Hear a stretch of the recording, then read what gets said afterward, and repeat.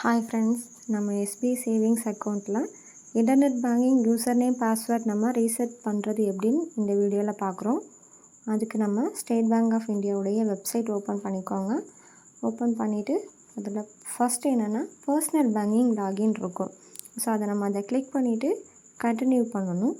Continue பண்ணும்போது அடுத்த ஸ்க்ரீனில் கண்டினியூ டு லாகின் ஒரு ஆப்ஷன் இருக்கும். நான் உங்களுக்கு எல்லாமே அரை மார்க் கொடுத்துருக்கேன். அதை கிளிக் பண்ணிவிட்டு ப்ரொசீட் பண்ணிக்கோங்க. ஃபஸ்ட்டு என்னென்னா இன்டர்நெட் பேங்கிங்குடைய யூசர் நேம் ரீசெட் பண்ண அப்புறம் தான் பாஸ்வேர்ட் ரீசெட் பண்ணிக்க முடியும். அதனால ஃபர்காட் யூசர் நேம்ங்கிறத செலக்ட் பண்ணிவிட்டு ப்ரொசீட் பண்ணிக்கோங்க. ஃபர்காட் யூசர் நேமை கிளிக் பண்ணதுமே அந்த ஸ்க்ரீனில் ஃபஸ்ட்டு என்னென்னா ஃபர்காட் லாகின் பாஸ்வேர்டுன்னு சொல்லக்கூடிய ஆப்ஷன் இருக்கும். ஸோ அதனால் என்னென்னா சைடில் ஒரு ஆரோ மார்க் இருக்குது. அதை கிளிக் பண்ணும்போது ஃபர்காட் யூசர் நேம் சொல்லக்கூடிய ஆப்ஷன் இருக்கும்.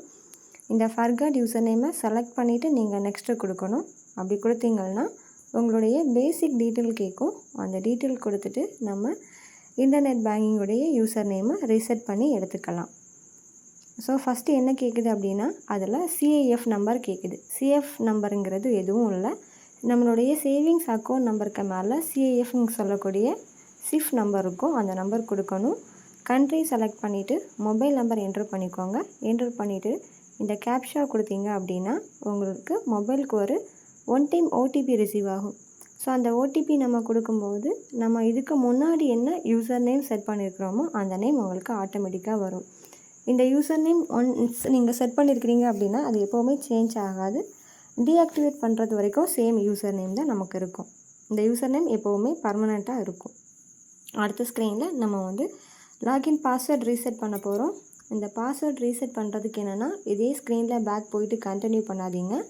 உங்களுக்கு செக்ஷன் டைம் அவுட் ஆயிடுச்சு அப்படிங்கிற எரர் வரும். அதனால் என்ன பண்ணுறீங்க அப்படின்னா மறுபடியும் க்ளோஸ் பண்ணிவிட்டு ஃபஸ்ட்லேருந்தே அந்த ஸ்க்ரீன் ஓப்பன் பண்ணிக்கோங்க. வெப்சைட் ஓப்பன் பண்ணிவிட்டு ஃபர்காட் லாகின் பாஸ்வேர்டை கிளிக் பண்ணிவிட்டு நீங்கள் ப்ரொசீட் பண்ணிக்கோங்க.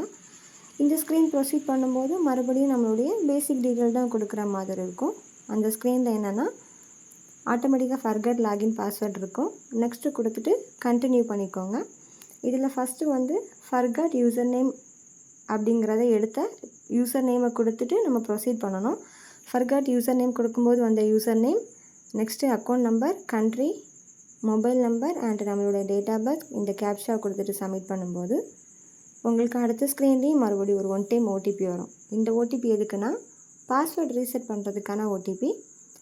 ஸோ இதில் ஒன் டைம் ஓடிபி கொடுத்ததும் அடுத்த ஸ்க்ரீனில் உங்களுக்கு என்ன ஆகும்னா 3 ஆப்ஷன் வரும்.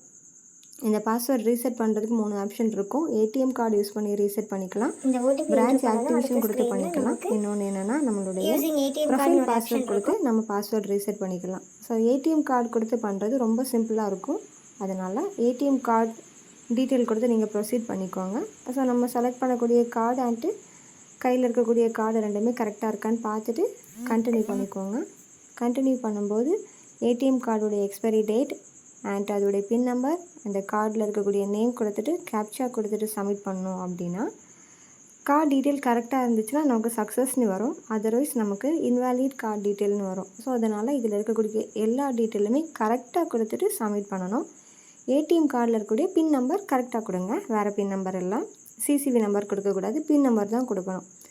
நெக்ஸ்ட் அடுத்த ஸ்க்ரீனில் கார்டு வேலிடேஷன் சக்ஸஸ்னு வருது. உங்களுக்கு சக்ஸஸ்னு வந்ததும் நெக்ஸ்ட்டு ஸ்க்ரீனில் உங்களுக்கு என்னென்னா டேரெக்டாக நீங்கள் ஒரு நெட் பேங்கிங்க்கு பாஸ்வேர்ட் செட் பண்ணிக்கலாம். இந்த பாஸ்வேர்டு கண்டிஷன் என்னென்னா ஒரு கேபிட்டல் லெட்டர்ஸ் இருக்கணும், ஒரு ஸ்மால் லெட்டர்ஸ் இருக்கணும், ஒரு நம்பர்ஸ் இருக்கணும் அண்ட் ஸ்பெஷல் கேரக்டர்ஸ் இருக்கணும். மினிமம் 8 கேரக்டர்ஸ் இருக்கணும். ஃபார் எக்ஸாம்பிளுக்கு நீங்கள் ஒரு வின் அட் 1 2 3 4 5 இந்த மாதிரி செட் பண்ணிக்கோங்க. உங்களுக்கு என்ன வேணுமோ நீங்கள் செட் பண்ணிக்கலாம். Enter password and confirm password கொடுத்துட்டு சப்மிட் பண்ணிங்க அப்படின்னா உங்களுக்கு நீங்களே ஓனாக இன்டர்நெட் பேங்கிங்குடைய பாஸ்வேர்ட் ரீசெட் பண்ணிக்கலாம். ஸோ இதுக்கப்புறம் நீங்கள் மொபைல் பேங்கிங் வேணால் செட் பண்ணிக்கோங்க உங்களுடைய மொபைலே. அதர்வைஸ் வெப்சைட்லேயே டேரெக்டாக internet banking user name password கொடுத்து லாகின் பண்ணி யூஸ் பண்ணிக்கோங்க. தேங்க்யூ.